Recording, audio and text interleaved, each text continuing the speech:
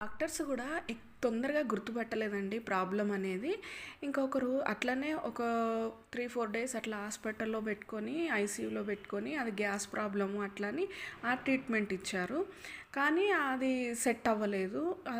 కొంచెం తగ్గినట్టు అనిపించింది. మళ్ళీ ఇంటికి డిశ్చార్జ్ చేసుకొని ఇంటికి వెళ్ళగానే మళ్ళీ అట్లనే యథావిధిగా గ్రీన్ కలర్లో వామిటింగ్ చేసేది.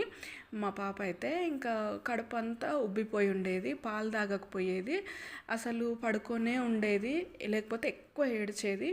ఇట్లా ఉంటుండే. రాత్రనక పగలనక ఇట్లా అవుతుందని హాస్పిటల్ తీసుకొని వెళ్తుండే. కానీ ఒక పుట్టగానే ఒక 20 డేస్ అట్లా అసలు ఆ ప్రాబ్లం అనేది వాళ్ళు గుర్తుపట్టలేదు.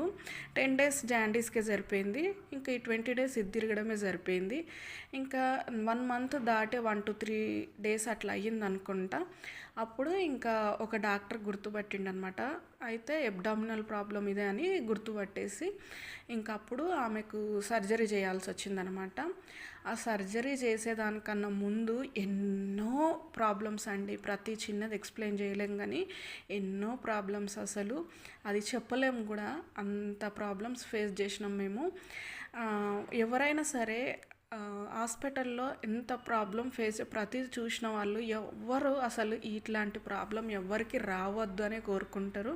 అట్లనే నేను కూడా కోరుకుంటున్నా. రావద్దు అనే కోరుకోవడం ఏంటి, అసలు రావద్దు.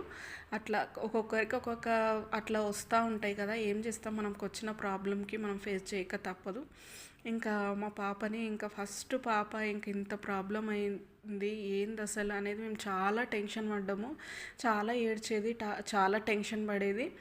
ఇంకా లక్షలతో కూడుకున్న పని అనమాట.